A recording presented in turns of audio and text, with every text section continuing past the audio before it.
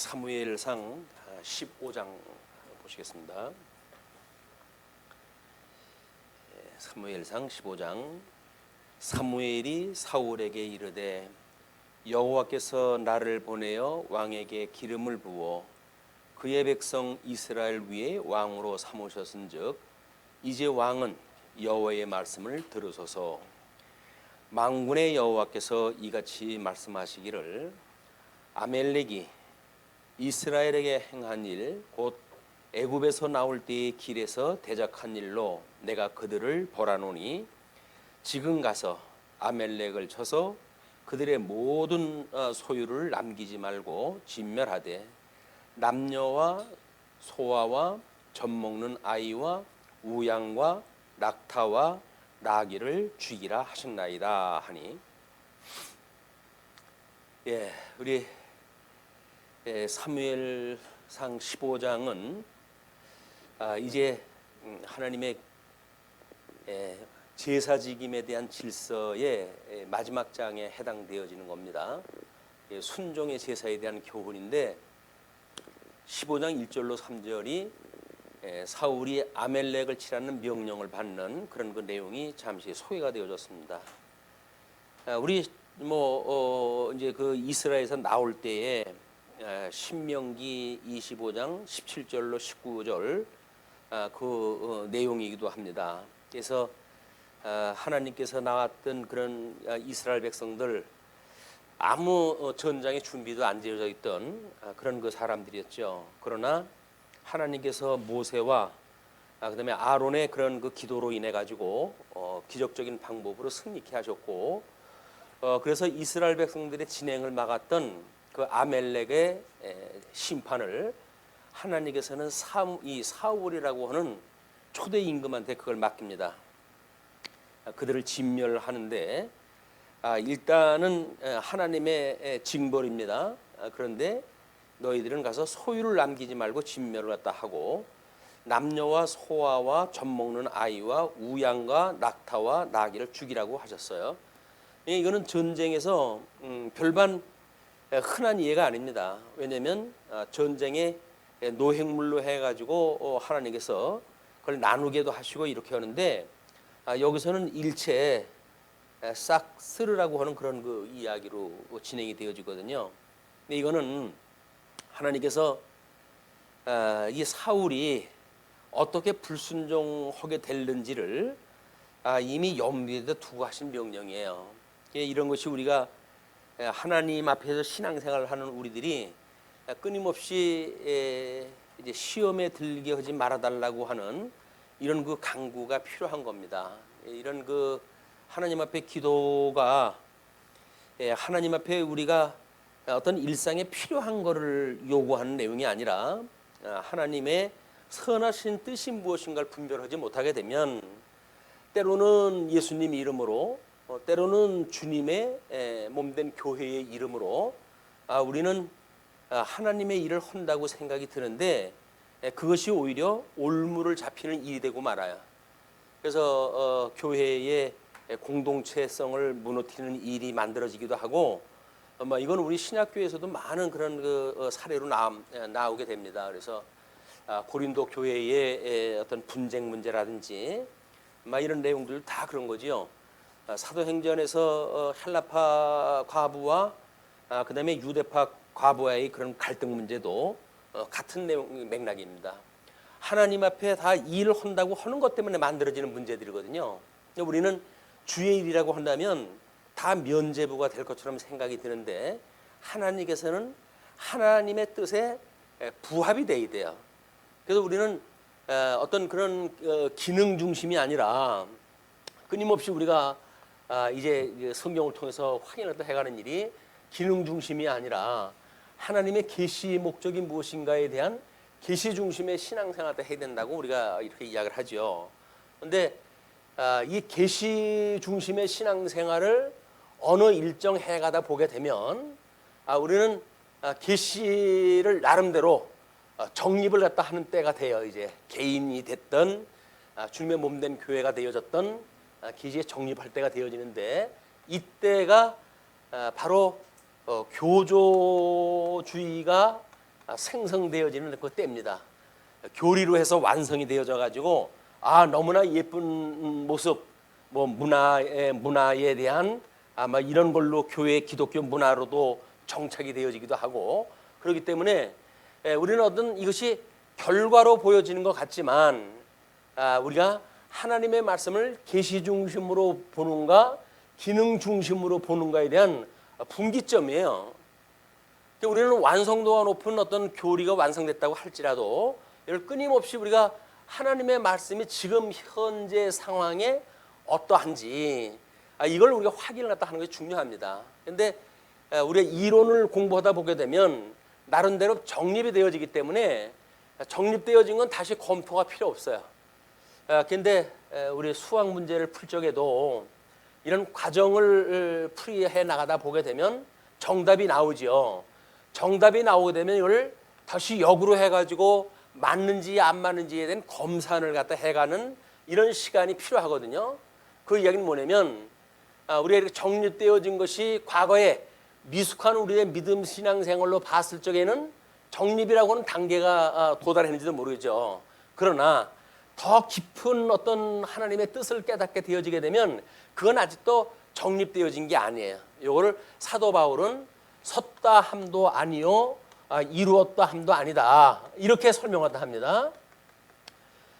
우리 사도 바울의 성경을 이해하는 정도는 삼층천을 직접 보았던 그런 그 인물이기 때문에 대단한 그런 신학을 가지고 있던 분이에요. 그런데도 불구하고 이거를 경계를 시킵니다. 너희들이 섰다 함도 아니고 이루었다 함도 아니다. 끊임없이 이제 하나님께서 이루하시는 이런 그 섭리, 계시 역사의 섭리를 통해 가지고는 하나님이 그 계시의 목적이 있거든요. 이 목적은 하나님의 영광 계시라고 우리가 늘 명제적으로 이야기를 하죠. 이건 하나님의 영광 선포의 목적이 있다. 그렇게 되면 정립이라고 하는 걸로 끝나게 되면 하나님의 영광이 이걸로 멈추게 돼요. 그러나 섰다 함도 아니고 이루었다 함도 아니다. 여기서 이런 경우에 넘어질까 우리가 이제 경계하는 것, 이게 넘어진다라고 하는 그 이야기는 시험에 든다는 이야기거든요. 근데 우리는 이 분기점을 놓치게 되면 이 자리에서 우리는 자고할 수밖에 없어요. 다른 사람들 위해 이제 많은 신학을 우리가 설립을 했고 또는 성경을 공부를 갖다 했던 연구를 갖다 했던 어느 경지에 도달이 했다고 이제 되어지기 때문에 그 이상의 것이 없다고 생각이 드는 겁니다. 이걸 우리가 이렇게 교조라고 하는 거는 명제화되어지는 일이거든요. 모든 그 일들을 그냥 이것은 이것이야 라고 하는 진리에 대한 확정이에요. 확정. 근데 그 진리라고 하는 그것이 시간 세계에 따라서 환경에 따라서 하나님의 이 영광을 선포하시기 위한 과정을 따라서 다 달라질 수가 있는 거예요. 이게 깊이가 다르고 넓이가 다르고 다 다른 겁니다. 근데 이거를 성경적으로 이렇게 교리화 되어져 버리게 되면 그 뒤에는 다시 검산을 할 그런 과정을 우리가 다 포기를 해버려요. 왜? 이미 정답이 나왔으니까. 우리가 한때 무엇인가라고 하는 그것을 가지고 이미 답이 주어졌기 때문에 성도들의 삶이 피폐해진다라고 하는 걸 지적을 한 바가 있어요. 왜냐하면 정답이 나왔어요. 우리들이 하나님을 배워가는 일은 끊임없이 이 과정을 통해 가지고 하나님을 배우는 일인데 과정이 아니라 정답이 나와져 있다고 하는 순간 이미 우리는 섰고 이룬 거예요. 그렇기 때문에 더 이상의 어떤 그 과정이 필요가 없다고 생각이 들거든요. 그러니까는 명제화 되어져 있고 그래서 우리는 정답을 알고 있고 그러기 때문에 더 이상 그거에 대해서 왈가왈부할 이유가 없어요. 그래서 우리 아이들 전과라든지 이런 그 참고서를 보게 되면 문제를 풀어나가는 이 과정을 중시하게 되어지는데 아이들이 시간에 쫓기거나 이 과정을 너무 힘들다고 생각이 들게 되면 바로 문제지 뒤를 갖다 보게 됩니다. 왜? 정답이 거기 있으니까. 정답을 쓰면 과제물로 제출했다 했을 적엔 채점이 다 맞아요. 그래서 점수가 좋은지는 모릅니다. 그걸로 인해 가지고 스스로 자고할 수도 있겠죠. 그러나 그는 이 과정에 이런 자기 나름대로의 이 어떤 학습, 우리가 이제 끊임없이 이야기하는 이 학습인데, 이 학습 과정을 놓치기 때문에 결국은 뭐 그 문제의 유형이 다르다든가 이렇게 되어지게 되면 그 문제를 풀 수가 없는 거야. 정답을 알고 있는 것이 답이 아닙니다, 우리한테는. 그래서 어떨 적에는 정답이 모르는 것이 우리한테 은혜일 수도 있어요. 그거를 뭐 우리 주님께서는 뭐 신비라고 하는 그런 그 이야기로, 또는 비밀이라고 하는 그런 그 이야기로 숨겨놓는 일들이 있거든요. 이게 보이질 않으면 사람들은 끊임없이 연구를 하다 해요. 다니엘서에서도 구약 성경의 이제 마지막 부분을 이루어 하시는데, 거기에서 성경을 봉하라고 합니다. 성경을 봉하라고 하니까 봉한 거는 이미 비밀이에요, 이제. 그렇기 때문에 언제 열어주실는지 몰라요. 이제 그 다니엘을 통해 가지고 봉하라고 해놨으니까. 근데 예수님이 오시고 예수님이 다니엘의 말한 바 가정한 것이 설 때에는 이렇게 가지고 그 비밀 공개하기 시작을 하거든요. 그 전까지는 마카비 왕조로 해가지고 왕조가 성립이 되어져 가는데도 불구하고 그들은 다니엘서에서 말한 것이 뭔지를 몰라요. 그래서 끝내 그 은혜를 잊고 우리 다시 성전을 갖다가 깨끗하게 하는 수전을 이루기도 했는데도 불구하고 그 의미가 무엇인지를 모르기 때문에 마카비 왕조는 하스몬 왕조로 해가지고 바뀌게 되어지고, 하스몬 왕자는 결국 요한계시록에 보게 되면 그걸로 인해 가지고 이 자멸되어지는 그런 모습을 보게 되어집니다. 우리가 삶이라고 하는 것은 이 과정이라고 하는 그 이야기는, 물론 이 명제라고 하는 것은 하나님께서 영원한 그런 섭리이기 때문에 어떤 진리로서의 명제가 있죠. 근데 이 진리로서의 명제는 이건 절대 객관적인 일입니다. 이 객관적 사실의 명제예요. 그러나 우리가 이 과정에서 학습되어지는 내용은 철저하게 주관적인 거거든요. 이 주관적이라는 것은 믿음의 분량을 따라 다 달라요. 그러니까 이 믿음의 분량에 맞는 답을 우리가 배워가고 학습이 되어지고 경건의 훈련을 따라가지고 이거 하나님에 대한 지식이 날로 성장하는 성장감이 우리한테 은혜거든요. 하나님이 나와 함께 하시는구나, 이걸 깨달을 수가 있게 되어지는데, 이것이 교리화되어지거나 교조화되어지는 순간 우리는 더 이상 이제는 하나님이 우리를 은혜로 인도하시는 것이 필요가 없어요. 왜? 우리는 이미 멈췄기 때문에 그래요. 완성이 됐다고 생각하기 때문에 그렇습니다. 이게 어떻게 되면 사울에게 주어진 이제 그 하나님의 섭리이기도 해요. 이 과정을 통해 가지고 어떻게 충실히 하나님에 대한 명령을 따르는가에 대한 것이 아니라, 이제 그 뭐 목적으로 해가지고는 지금 아멜렉하고 전쟁이 일어났으니까 전쟁의 승리라고 하는 것으로 이제 목표를 갖다 삼고, 그러다 보니까 결국은 이 승리라고 하는 이런 것 때문에 시험에 들게 되어지고, 하나님께서 왕위를 다시 다윗에게 이제 넘겨주는 그런 빌미가 되어지거든요. 넘어진다는 이야기는 우리도 마찬가지예요. 사울처럼 무엇인가 완성을 목적으로 한다고 하면 우리는 넘어지는 거야. 그런데 우리는 끊임없이 하나님의 섭리의 과정을 통해 가지고 하나님이 어떠한 분인가를 배우고 익히는 일에 정진을 할 필요가 있다. 우리 믿음의 분량을 따라 가지고 성경에 있는 이 진리는 객관적인 진리예요. 나의 믿음에 그거 상관이 없어요. 그래서 나의 믿음의 분량만큼, 나의 믿음의 이 분량만큼 사는 것이 영적 예배의 이게 조건입니다. 영적 예배는 하나님의 선한 뜻을 분별하고, 이 절대 객관적인 뜻 분별이에요. 이 뜻 분별을 갖다 하는데, 이 뜻 분별은 이 과정을 통해 가지고 분량만큼 생각을 갖다 하도록 되어져 있어요. 이게 영적 예배의 원리예요, 원리.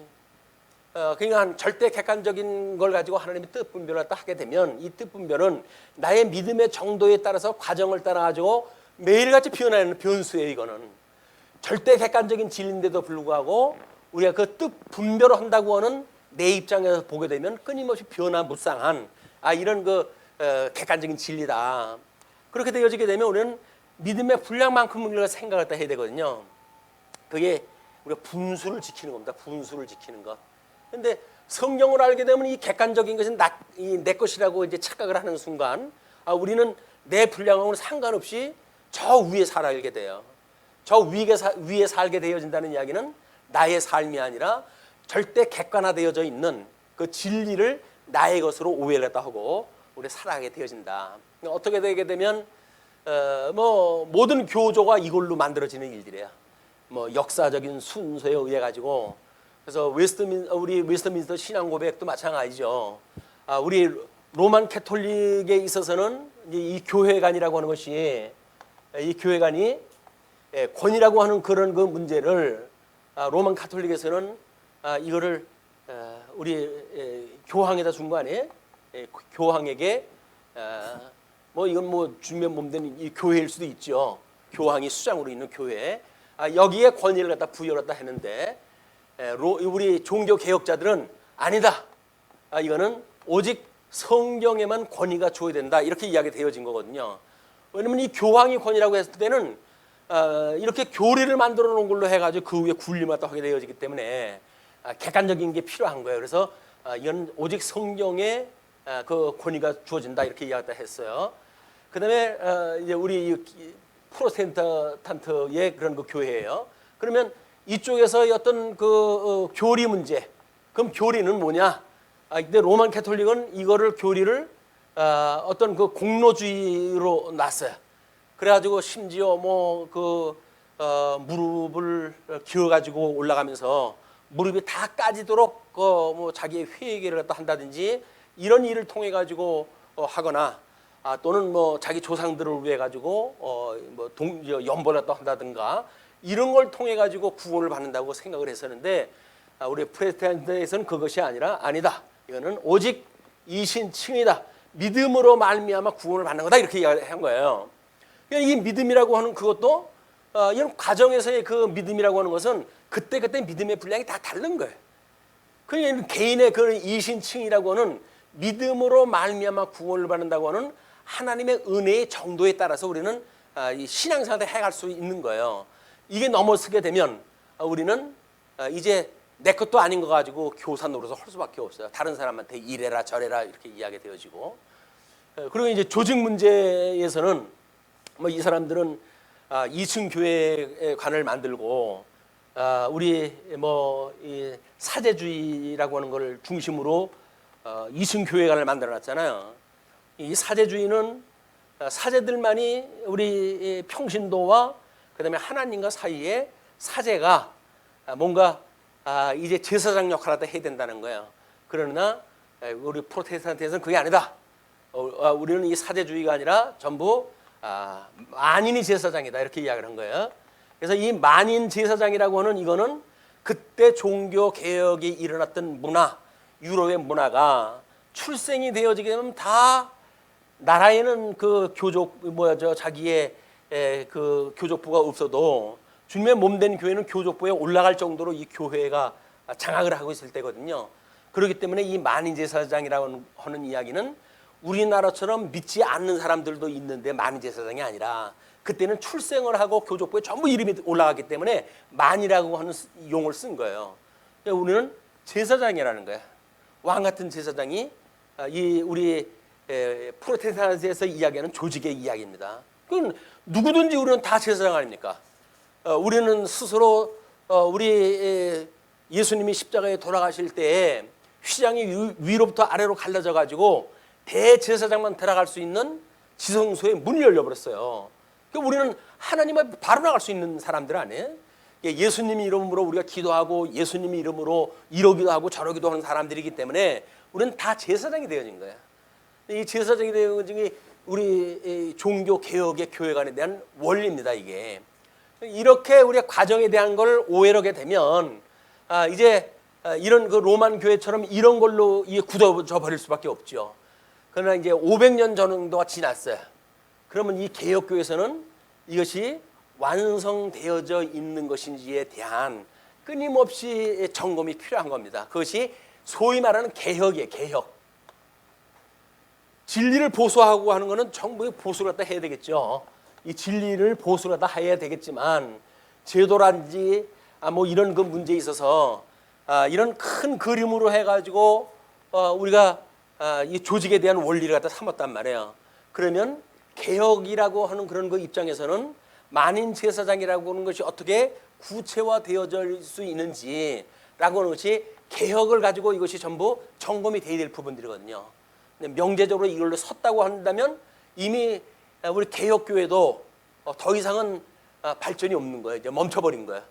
그러니까는 다른 방법으로는 성도들이 어떻게 감동을 받고 하나님의 영광을 인해 가지고 찬양을 드리고 하나님을 경배하고 하는 신앙의 본질이 거의 멈춰져 있는 상태예요.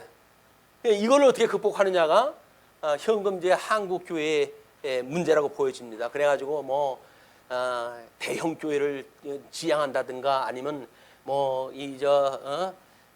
나름대로 제자 훈련이라든가 뭐 또는 뭐 여러 가지 어떤 그런 방법을 통해 가지고 이제 연구를 다 하고 그러거든요. 근데 과연 성경의 권위가 있다고 한다면 이 권위를 우리가 어떻게 연구를 다 하는가에 대한 이것이 우리들의 과정에 주어진 어떤 그 종점이기도 해요. 정류소. 그래서 성경 기록이 만약에 95년 100년경에 완성이 되었다고 한다면 397년에 가가지고 정경화가 되어집니다. 정경화. 그리고 이 종교개혁이 이루어졌던 웨스트민스터 신앙 고백에 갔을 때 1647년에 가가지고 이것이 목차가 현재 우리가 보는 성경의 목차로 되어져요. 자, 그러면 현재를 살아가는 21세기에 우리는 과연 이 성경을 어떻게 볼 건가? 정경화가 되어졌고 목차가 되어져서 어떤 성경을 하나의 일관된 원리를 가지고 성경을 이해할 수 있는 것까지 하나님께 다 만들어 주신 거거든요. 이것이 성경 신학의 재창이라고 우리가 이렇게 의미를 부여한 겁니다. 성경 신학의 재창. 그래서 성경이 통전적으로 봤을 때 어떤 의미가 있는가라고 하는 데가 이제 현재예요. 그럼 이걸로 해가지고 더 진전적 발전이 되게 되면 여기서 나름대로 성경 간의 이런 발전에 따라 가지고 우리 믿음도 또는 조직도 이거 전부 변화가 되어지겠죠. 이게 이런 절차를 우리가 끊임없이 가야 되는 것이 개혁교회의 원리입니다. 우리는 우리 종교 개혁을 일으켰으니까 그냥 종교 개혁을 일으켰다고 하는 개혁 정지되어져 있는 개혁이 아니라 지금도 진행형인 개혁에 우리가 신경을 써야 될 때예요. 자, 우리 이제 사울은 이런 그 입장에서 아마 역사적 사명을 다했던 것 같죠. 그래서 4절로 8절 백성의 소집과 아멜렉을 격파하는 혁혁한 공과가 이제 성공이 됩니다. 숫제 이럴 때는 성공이 안 됐어야 사울이 위로가 필요할 텐데 사울이 백성을 소집하고 그들을 들라임에서 세워보니 보병이 20만 명이요 유다 사람이 10,000명이라. 사울이 아멜렉 성에 이르러 골짜기에 복병시키니라. 사울이 겐 사람에게 이르되 아멜렉 사람 중에서 떠나가라. 그들과 함께 너희를 멸하게 될까 하노라. 이스라엘 모든 자손이 애굽에서 올라올 때에 너희가 그들을 선대하였느니라. 이에 겐 사람이 아멜렉 사람 중에서 떠나니라. 사울이 하윌라에서부터 애굽 앞 술에 이르기까지 아멜렉 사람을 치고 이거는 지금 이제 에돔 사람들이 살던 그 지역입니다. 그래서 시나이 반도하고 이스라엘하고 접경 지역에가 이제 아멜렉 지역인데 거기에 아멜렉 사람을 치고 아멜렉 사람의 왕 아각을 사로잡고 칼날로 그의 모든 백성을 진멸하였을 때 사울과 그렇게 진멸하다 했어요. 자, 모든 백성을 진멸했으니까 여기 이제 아각은 사로잡고 그다음에 칼날로 그의 모든 백성을 진멸했다고 그랬으니까 남은 자가 있다는 이야기예요. 여기에 이제 하나님께서 9절에 사울의 불순종을 지적을 갖다 하십니다. 사울과 백성이 아각과 그의 양과 소의 가장 좋은 것 또는 기름진 것과 어린 양과 모든 좋은 것을 남기고 진멸하기를 즐겨 아니하고 가치 없고 하찮은 것은 진멸하니라. 가치는 누가 결정을 하는 거죠? 우리 사울이 가지고 있던 가치, 하나님께서 주셨던 명령, 자기가 가지고 있는 가치, 이것이 이제 갈등이 일어난 거죠. 그것이 바로 하나님이 좋아하는 것은 아니하고 자기가 좋은 거를 남겨놓는 거야. 이것이 인간이 못된 그런 그 피조물로서의 불순종의 그런 그 사역들입니다. 그러니까 10절로 23절 하나님의 탄식과 사무엘이 사울에게 책임을 추궁하게 됩니다. 자, 여호와의 말씀이 사무엘에게 임하니라. 이르시되 내가 사울을 왕으로 세운 것을 후회하노니 그가 돌이켜서 나를 따르지 아니하며 내 명령을 행하지 아니하였음이니라. 이거는 어려서 많이 듣던 그런 그 이야기인가요? 하나님께서 우리 노아의 홍수 때 불순종했던 사람들을 보고 있었던 한탄에, 그 불순종했던 그 인간들을 보고 사람을 지은 것을 한탄했던 그런 그 모습이 있는데, 이것이 우리 아담 이후에 진노 아래 있는 인간들의 한계입니다. 그걸 하나님께서 그렇게 이제 표현하다 하신 거예요. 그러니까 그가 돌이켜서 나를 따르지 아니하며 내 명령을 행하지 아니하였음이니라 하신지라. 사무엘이 근심하여 온 밤을 여호와께 부르짖으니라. 이제 사무엘도 하나님 명령을 따라서 이제 사울에게 그렇게 그 명령을 지시했다 했는데 사울이 따르질 아니하고 하나님께서 그렇게 후회한다고 이야기를 하니까 사무엘이 보통 걱정이 아닌 거예요. 그래서 온 밤을 여호와께 부르짖습니다. 뭘 가지고 부르짖었을까요? 하나님 없던 일로 해주면 안 될까요? 그런 얘기 아니겠어요? 그러나 하나님께서의 이미 심판은 시작이 되어진 거야. 그렇기 때문에 사무엘이 사울을 만나려고 아침에 일찍이 일어났더니 어떤 사람이 사무엘에게 말하여 이르되 사울이 갈멜에 이르러 자기를 위하여 기념비를 세우고, 이게 이 주책이에요. 이제 우리는 끊임없이 성경에서 이거를 헛된 영광이라고 이렇게 합니다. 헛된 영광이다 이렇게 이야기를 하는데, 자기의 이름을 위하여 그런 그 이야기들 아니에요.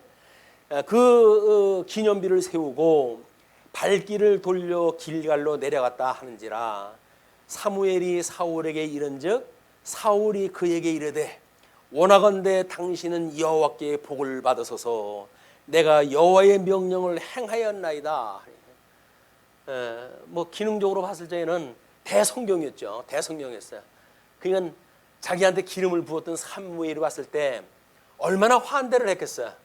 하나님의 뜻하고는 상관없이 나한테 기름 부은 당신이 영광인 줄 알아.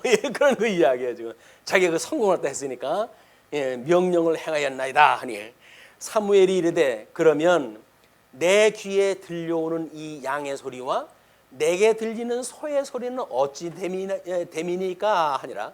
묻는 거예요.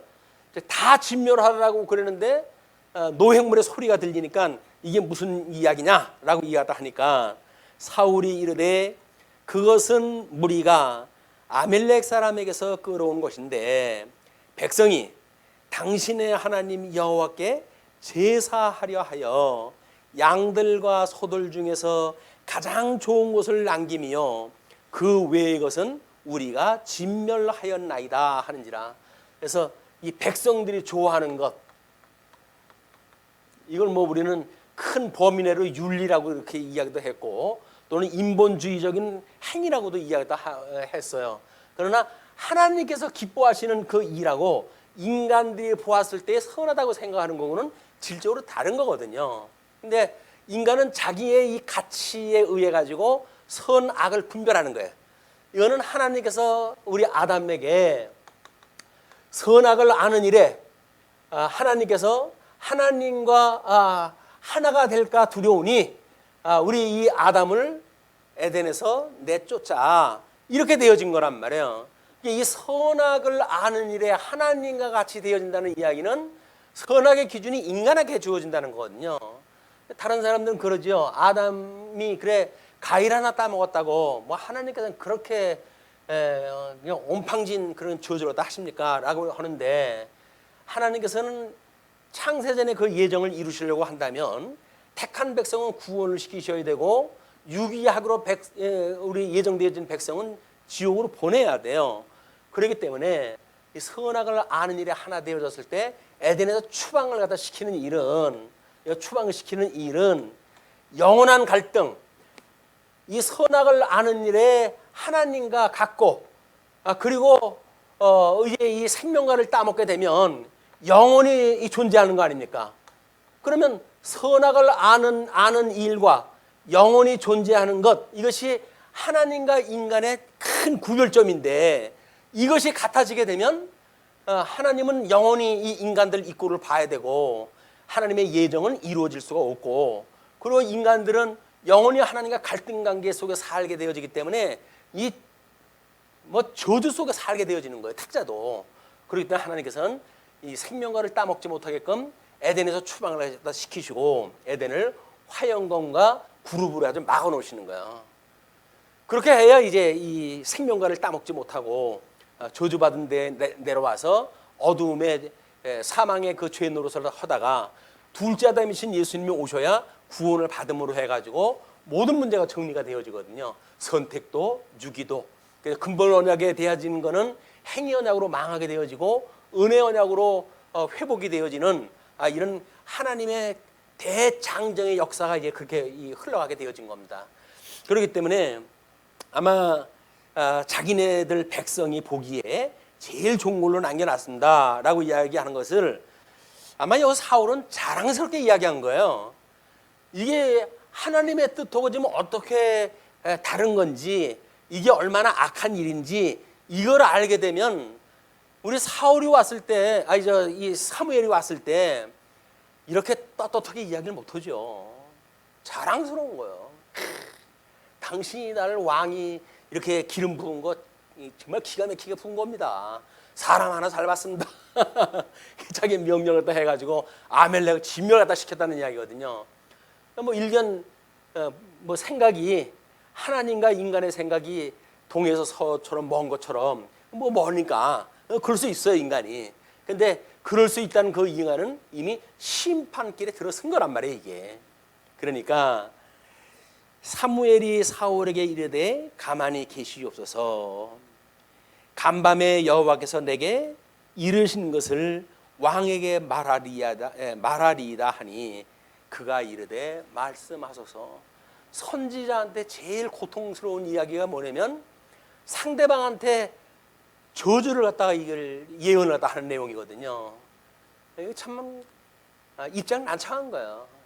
자기가 뭐 기름을 갖다 부었던 왕인데 그걸 또 저주를 내려야 되는 그런 일이기 때문에 우리 선지자들, 우리 뭐 아벨로부터 바가리아에 이르기까지 모든 선지자들이 그렇게 하나님이 원하는 말씀을 증거하다가 인간들이 자기네들 생각하고 다르다고 해가지고 전부 순교시켰던 그런 그 선지자들이거든요. 사무엘이 지금 그걸 가지고 고통 중에 이제 하나님의 말씀을 전해주겠다고 이야기를 합니다. 그래서 또 여호와께서 왕을 길로 보내시며 이르시기를 가서 죄인 아멜렉 사람을 진멸하되 다 없어지기까지 치라 하셨거늘 어찌하여 왕이 여호와의 목소리를 청종하지 아니하고 탈취하기에만 급하여 여호와께서 악하게 여기시는 일을 행하였나이까. 결국은 사무엘이 봤던 사울의 가치는 뭐예요? 물건에 여기 욕심이 있는 거예요. 물건에. 자기는 뭐 하나님의 명령을 따라고 이야기를 했지만 여기서는 탈취하기만 우리가 급했다. 탈취.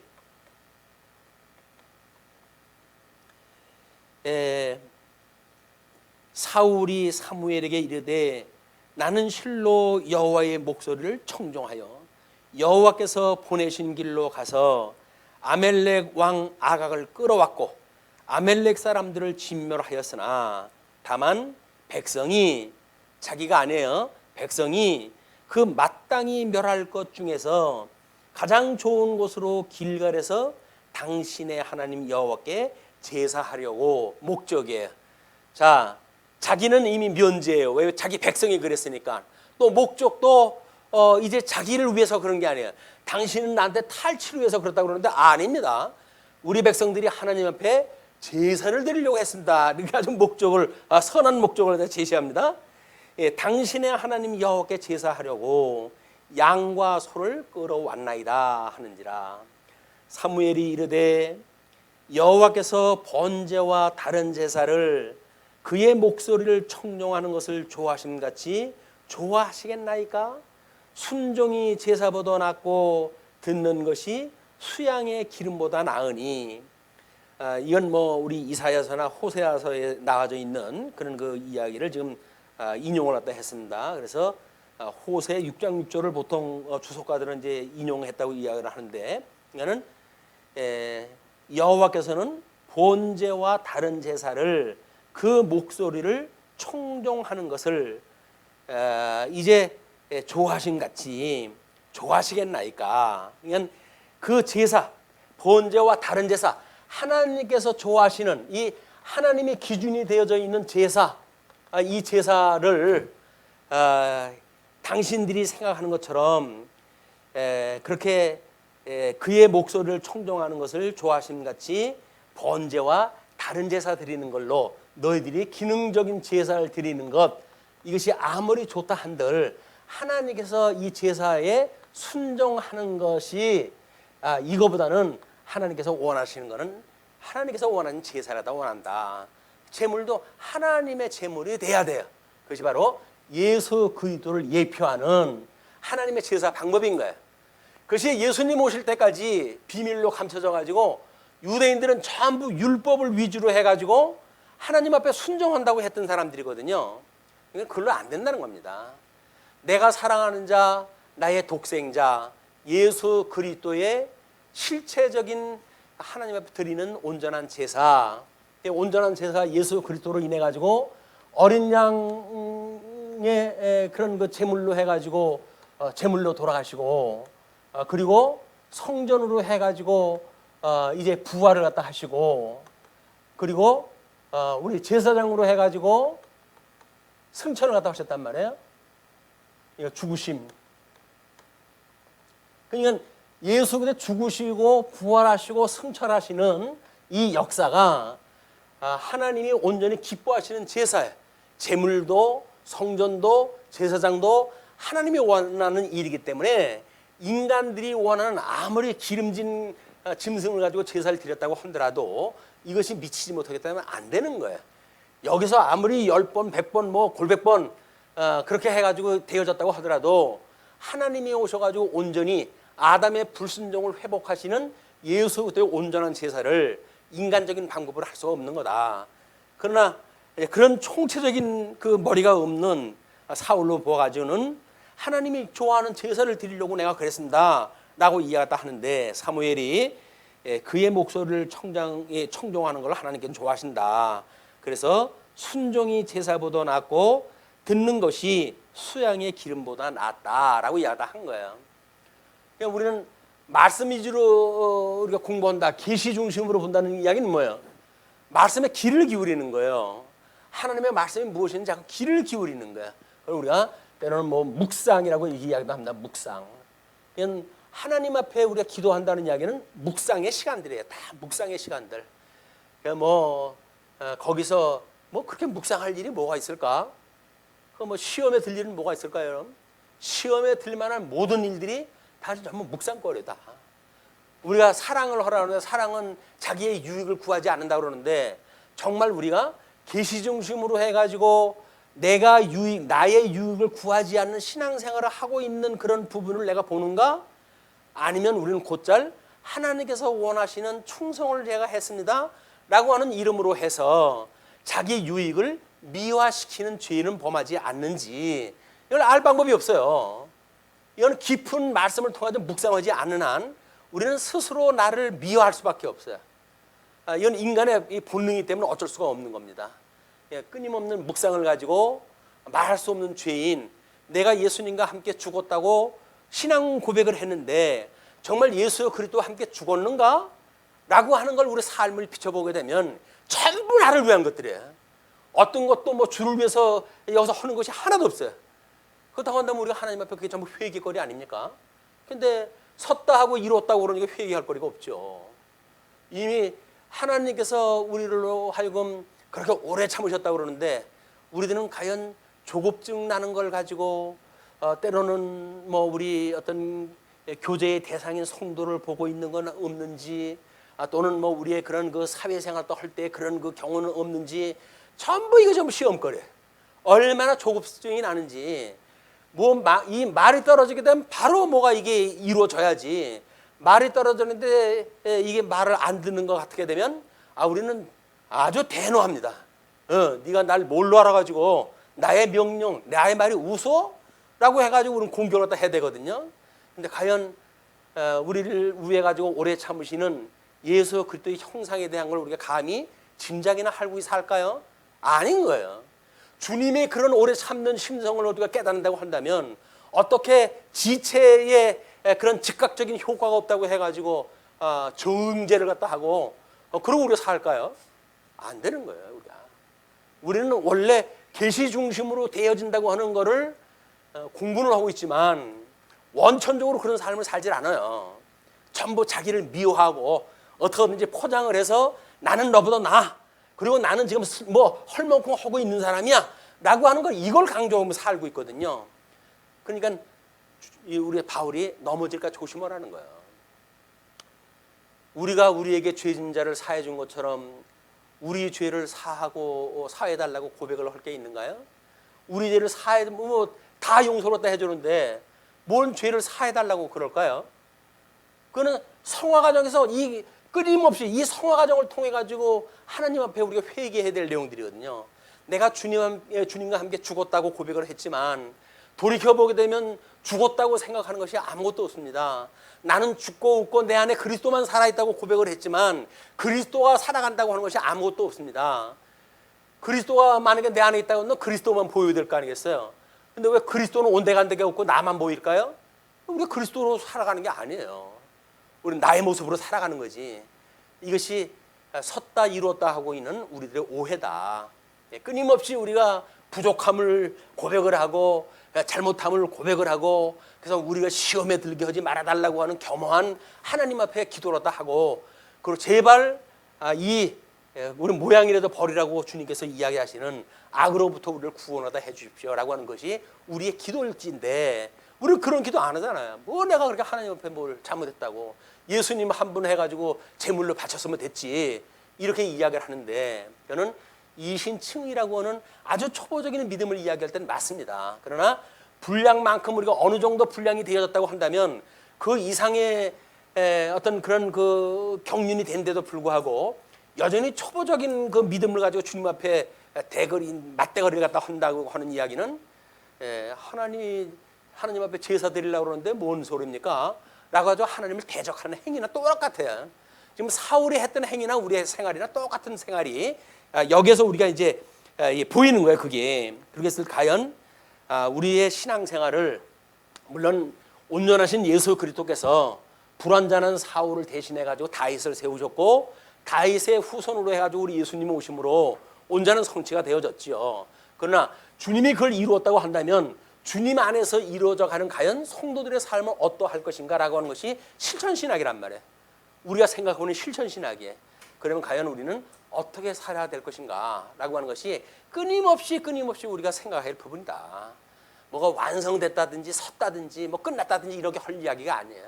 과정을 통해 가지고 끊임없이 부족함을 깨닫고 미숙함을 고백을 하고, 그리고 우리 하나님 앞에 회개를 해야 될 그런 과정이라고 하는 겁니다. 자, 24절, 23절, 이는 이제 앞에 그런 그 하나님이 하셨던 말씀대로 거역하는 것은 점치는 죄와 같고, 거역을 갖다 하는 것이 점치는 죄와 같대요. 점치는 건 뭐예요? 우상숭배나 똑같은 거죠. 그냥 이 탈취에 관심을 가졌다는 이야기는 뭐야? 우상숭배나 똑같은 거야. 이게 하나님 앞에 제사를 드린다고 그랬지만 그의 마음에는 우상 숭배, 탐욕에 가득 차 있기 때문에 그런 그 이야기나 똑같다는 거지요. 그리고 완고한 것은 너 그래도 잘났다고 나한테 지금 맞대거리 하는 거야? 라고 이야기를 하는데 사신 우상에게 절하는 죄와 같습니다. 하나님 앞에 네가 탐욕을 가지고 그거를 버리지 못하고 오히려 나의 그런 지적에 대하여 하나님의 말씀을 따라서 내가 너한테 이야기를 하는 건데 그거를 맞대가리를 치고 하나님을 위해서 했다고 우겨? 그거는 우상을 숭배하는 거나 똑같다. 절하는 거나 똑같다. 그런 그 이야기예요. 왕이 여호와의 말씀을 버렸으므로 여호와께서도 왕을 버려 왕이 되지 못하게 하셨나이다 하니 이제 최후 통첩이 끝났어요. 자, 24절로부터 31절 사울의 고백과 사무엘의 예언이 소개가 되어집니다. 사울이 사무엘에게 이르되 내가 범죄하였나이다. 이 끝판이 나야 와야죠. 우리 끝판이 가야. 사울이 사무엘에게 이르되 내가 범죄하였나이다. 내가 여호와의 명령과 당신의 말씀을 어긴 것은 내가 백성을 두려워하여 그들의 말을 청종하였음이니이다. 이제 이실직고가 나오죠. 백성들을 두려워해가지고 이제 그 백성들의 말을 따랐다는 거야. 우리 증인의 삶이라고 하는 이야기는 왜 분량을 따른 증인의 삶이라고 하는 그 이야기는 사람 듣기 좋은 얘기하는 게 아니에요. 하나님의 뜻이 무엇인가를 이야기를 해야지 사람 듣기 좋은 이야기 해가지고 그 인간 앞에 우리가 얻는 것이 있다고 한들 그게 무슨 소용이 있겠습니까? 우리 증인의 역할이라고 하는 그 이야기는 하나님의 말씀을 가지고 선고를 갖다 해야지 그것을 사람들 귀 듣기 좋게 변형시키는 것도 하나님 앞 범죄 행위나 같습니다. 그래서 청하노니 지금 내 죄를 사하고 나와 함께 돌아가서 나로 하여금 여호와께 경배하게 하소서. 왜냐하면 사무엘의 제사만이 유효한 제사로 믿어지니까 그렇게 요청을 합니다. 사무엘이 사울에게 이르되 나는 왕과 함께 돌아가지 아니하리니 사무엘이 지금 선지직을 대신하고 있어요. 그러면 선지자인 사무엘이 왕하고 동행을 하지 않는다는 이야기는 뭡니까? 하나님이 동행하지 않는다는 이야기나 똑같은 거예요. 왜? 하나님의 말씀이 없는 상태니까. 그러니까 지금 그 사무엘은 사울에게 나는 왕과 함께 가지 아니하리니 이는 왕이 여호와의 말씀을 버렸으므로 여호와께서 왕을 버려 이스라엘 왕이 되지 못하게 하셨음이다 하고 야박스러운 것 같지 않습니까? 그래도 기름 부음 받고 이렇게 회개까지 하면서 살려달라고 그러는데 당신이 왕을 버렸기 때문에 그 왕이 하나님을 버렸기 때문에 하나님이 당신을 버렸습니다. 하나님이 당신을 버렸다고 한다면 더 이상 나하고도 상관이 없어요. 그 이야기예요. 이게 증인의 역할이에요. 증인의 역할. 복음을 증거하고 만약에 그들이 받아들이지 않는다고 한다면 신발에 먼지를 떨어라. 그 이야기예요. 신발에 먼지를 떨어라. 왜냐하면 그들을 영접하지 않았다는 이야기는 그를 보내신 하나님을 영접하지 않았다는 이야기거든요. 우리가 이 증인의 성도의 삶이 다 우리가 피차 가르치는 이런 증인의 역할이라고 한다면 어떤 우리 지체도 마찬가지예요. 어떤 사람을 우리가 배격을 하게 되면 하나님께서 우리가 그를 버린 거예요. 그러니까 우리가 그를 버렸다는 이야기는 뭡니까? 그를 세웠던 하나님을 버렸다는 이야기랑 똑같은 거예요. 그렇기 때문에 우리가 작은 자에게 충성을 다할 이유가 있는 거예요. 작은 자, 심지어 아주 작은 자가 돼서 하절것없는 작은 자라 할지라도 최선을 다하여 우리는 하나님께 대하듯 하는 겁니다. 그게 어린 양 권세예요. 온유하신 예수 그리스도의 형상을 닮은 성도들의 삶의 모습이다. 자, 사무엘이 가려고 돌아설 때에 사울이 그의 겉옷자락을 붙잡음에 찢어진지라. 사무엘이 그에게 이르되 여호와께서 오늘 이스라엘 나라를 왕에게서 떼어 왕보다 나은 왕의 이웃에게 주셨나이다. 아직 왕이 다윗에게 기름 붓지 않은 때예요. 그럼에도 불구하고 더 나은 왕의 이웃에게 주셨나이다 라고 해서 과거형으로 그 이야기를 합니다. 29절 이스라엘의 지존자는 거짓이나 변개함이 없으시니 그는 사람이 아니시므로 결코 변개하지 않으심이다 하니 영원한 하나님의 그런 그 절대성, 이건 변할 수 없는 그런 그 일인 거예요. 사울이 이르되 내가 범죄하였을지라도 이제 청하옵나니 내 백성의 장로들 앞과 이스라엘 앞에서 나를 높이사 나와 함께 돌아가서 내가 당신의 하나님 여호와께 경배하게 하소서 하더라. 아까는 사무엘이 없으면 안 된다고 그랬는데 이제는 사무엘 당신은 그러면 일은 거들지 않아도 되니까 나하고 동행만 해주시오. 내가 하나님 앞에 경배하겠다. 이렇게 이야기를 합니다. 31절 이에 사무엘이 돌이켜 사울을 따라가매 사울이 여호와께 경배하니라. 자, 우리는 사울이 지금 존재 이유는 뭐라고요? 이 사무엘의 존재 이유는 뭐라고요? 하나님의 말씀인 거예요. 근데 그냥 빈 껍데기는 사무엘하고 같이만 가자. 내가 하나님 앞에 경배하겠다라고 이야기했는데 그건 이미 다 사무엘이 이야기했던 바예요. 너가 불순종했기 때문에 하나님 널 버린 거야라고 다 이야기했던 거야. 그냥 쓸모없는 제사를 또 하겠다는 이야기예요. 이게 사무엘이, 사울이. 그러니까 32절서부터 33절 아각의 처형이 이제 이루어져요. 사무엘이 이르되 너희는 아멜렉 사람의 왕 아각을 내게로 끌어오라 하였더니 아각이 즐거이 오며 이르되 진실로 사망의 괴로움이 지났도다 하니라. 이제 자기는 살려 주기로 해가지고 이제 왔으니까 살아났다고 생각이 드는 거죠. 사무엘이 이르되 내 칼이 여인들에게 자식이 없게 한 것 같이 여인 중 내 어미에게 자식이 없으리라 하고 그가 길갈에서 여호와 앞에서 아각을 찍어 쪼개니라. 너무 좀 자극적인 표현이에요. 근데 기생충에서도 그 도끼로 해가지고 찍는 장면이 나오고 그러는데 아주 무서운 장면입니다. 34절로부터 35절 버림받은 사울과 이별하는 사무엘이 소개가 되어집니다. 이에 사무엘은 라마로 가고 사울은 사울 기부와 자기 집으로 돌아가니라. 갈 길이 달라요. 우리 주님이 언젠가 그랬죠.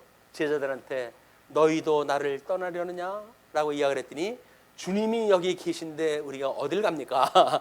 말씀이 여기 있사오니 우리가 여기 있겠나이다 라고 이야기했다 했잖아요. 말씀이 있는 곳 하나님이 계신 곳이에요. 말씀이 떠나가지고 뭐 별하별 무슨 모습으로 해가지고 아름다운 교회당을 꾸려놓은들 그것이 무슨 소용이 있겠습니까?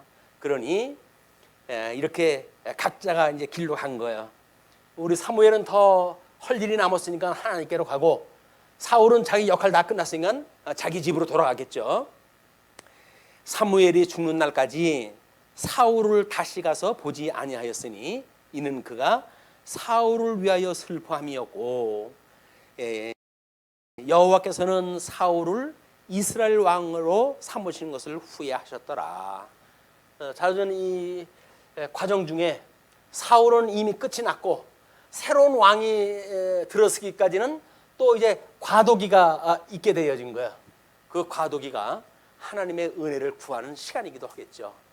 우리 이제 그 하나님의 다음 그런 섭리를 우리가 소망을 가지고 기도를 했다 하면서 아마 그 16장에 대한 그런 그 내용을 기다렸으면 좋겠습니다. 오늘 말씀 줄이죠. 기도하시겠습니다.